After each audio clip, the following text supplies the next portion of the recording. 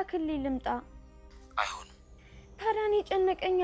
ሞገስ ፈራሁን። የሁሉም ነገር እያስጨነቀኝ ነው። የዛሬን ብቻ ነው የዛሬን ብቻ ነው ለብቻሽ የምታድሪው። ነገ ይለያል። ብሩክም ነገ እናገኘዋለን። ይሄ ነገር ማብቃት ስላለበት ነገ ጀመረሽ ነጻ ትሆኛለሽ። ዛሬን አያሳድረኝም። ይሄኔ ቤት ለቤት እየፈለገኝ ነው የሚሆነው። ፖሊስ ማን ነው? እሱ ቤት ለቤት የሚፈትሸው?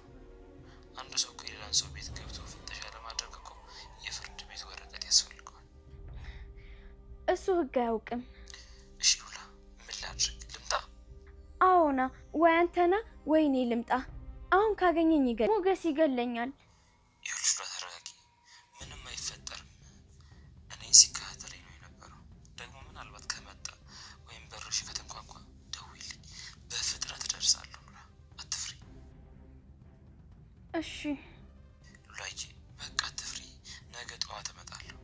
ቤት እስከመጣና ድምፄን እስክትሰሚ ድረስ ግን በሩን ለማን እንዳትከፍቺ። ደግሞ ያለውን ምግብ ብይሽ። አንተ እስክትመጣ ድረስ ምንም አልበላም። እሺ ነገ እመጣለሁ። ዛሬ ግን ሽፍንፍን ብለሽ ተኝ። አትፍርሺ ሉላዬ። እሺ ደህና ደር።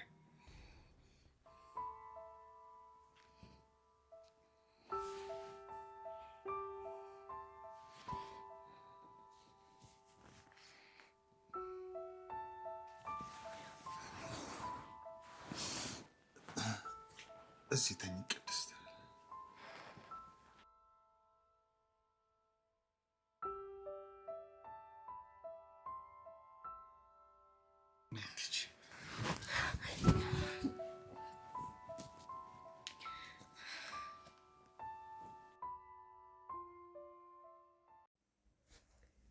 ቅድስት ለዘመናት ፍቅሯን በሆዷ ደብቃ ስትኖር ነበረ። ነገር ግን ጊዜው ደረሰና ብሩክም ልጁን አሳክሞ መጥቶ አሁን ወደ ቤተሰቦቿ መሄድና እንዲሁም ደግሞ ማግባት መውለድ እንደምትፈልግ ስትነግረው ለምሳሌ የከፈለችውን መስዋዕት ደግሞ ብዙ ነገሮችን ሲሰማና በተለይ ደግሞ ያደረገችው ገንዘብ ሲያጥረው ልታደርግ የነበረውን ነገር ሞገስ ሲነግረው በጣም ነበረ ብሩክ የደነገጠው ማለት ነው።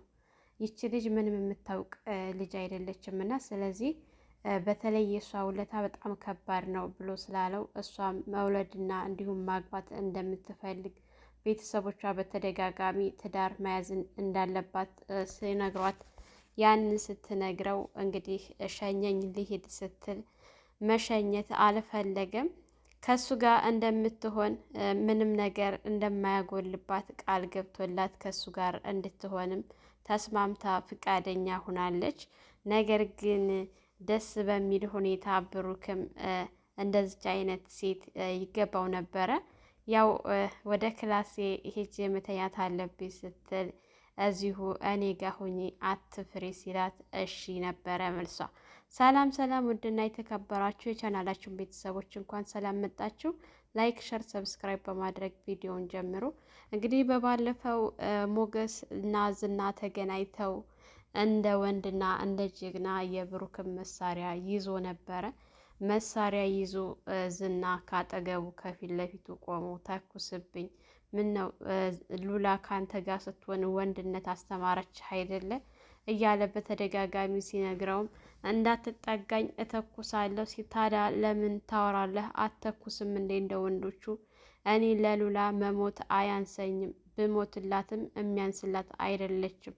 ለሉላ መሞት ምንም አይደለ ለእኔ ሲል ነበረና ሲጠጋው፣ ነገር ግን ሞገስ ያው መሳሪያውን ይዞታል እንጂ ሰዎች ላይ ምንም አይነት ጉዳት ማድረስ አልፈለገም።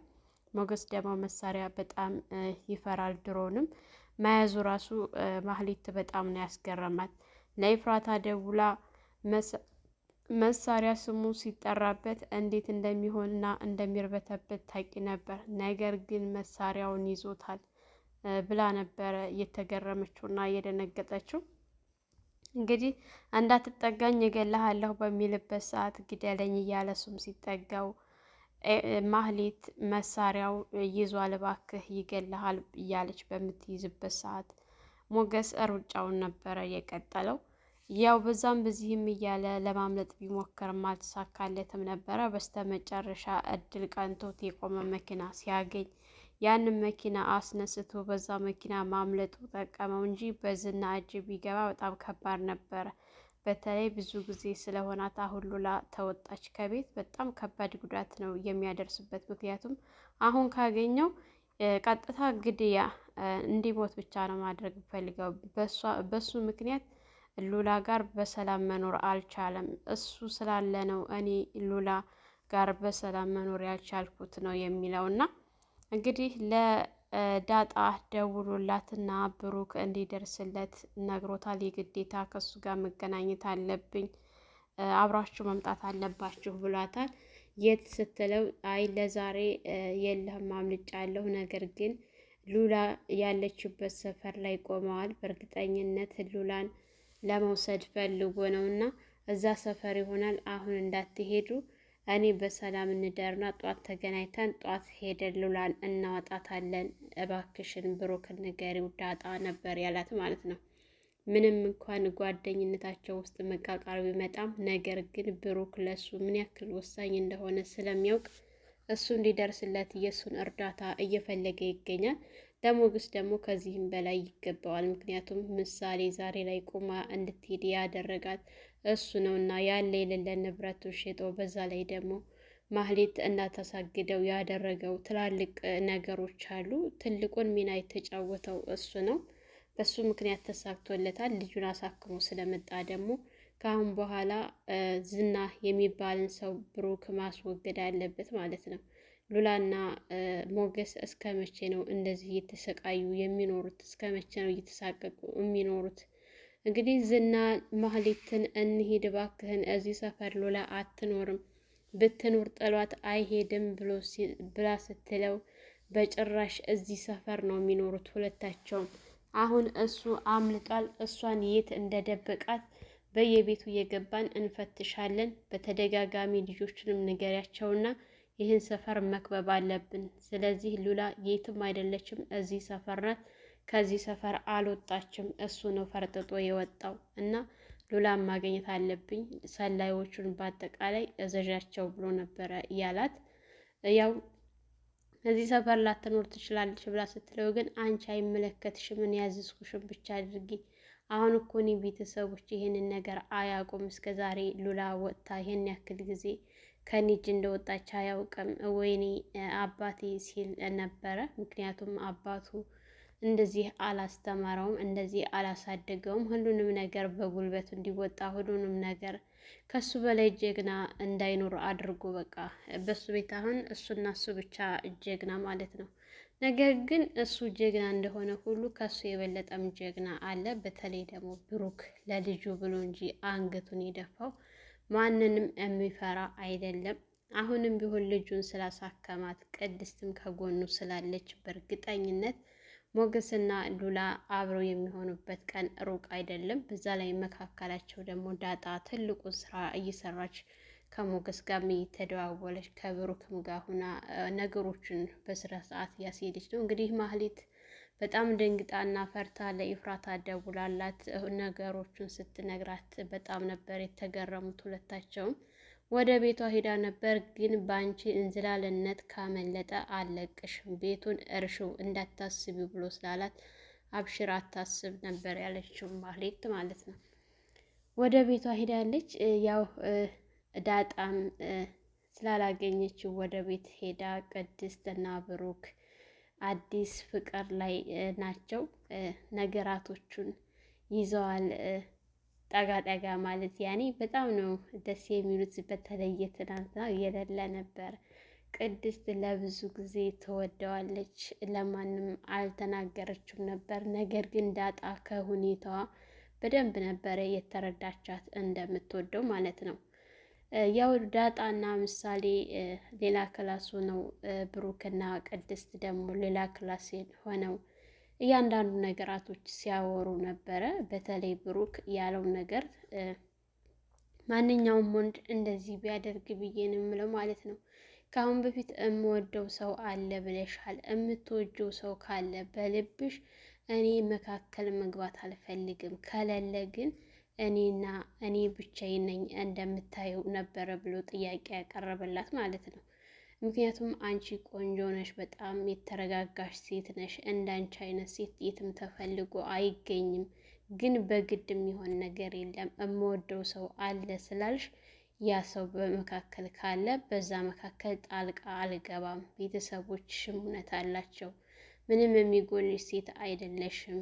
አግብተሽ መውለድ አለብሽ፣ ዘርሽን መተካት አለብሽ። እውነታቸውን ነው ነበር ሲላት፣ በቃ በስነ ስርዓት ነው ሁሉንም ነገር ሲጠይቃት የነበረው።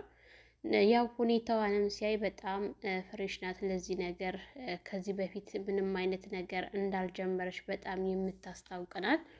ምክንያቱም ለሱ ይሄ ቀላል ነው የሚሆነው ማለት ነው። ሁኔታዋ በጣም የሚያስፈራ ነበር እና እሱም ብዙም አልተጫናትም። ግን ለዛሬ ካሁን በኋላ ጋሼ ማለቱን ብትተይ እዚሁ እኔ ጋር ብታድሪ ነበር ያላት፣ ወደ ክላስ ባትሄጂ ሲላት እሷም መሄዱን አልፈለገችም። ምክንያቱም በጣም ተወደዋለች። እንግዲህ ቅድስት እና ብሩክ አብረው በነበሩበት ሰዓት ምሳሌ ከዳጣ ጋር አውርተው ስለነበረ ምሳሌ ወደ ክላስ ስትመጣ አብራቸው ስታይ እንዴ ቅድስት ክላስሽ እኮ እዚህ አይደለም ስትላት፣ በነገራችን ላይ የሆነ በቃ ደስ ያላላት ነገር ነበረ የመሰለኝ መጀመሪያ ላይ አስተያየቷ በጣም ያስፈራ ነበር።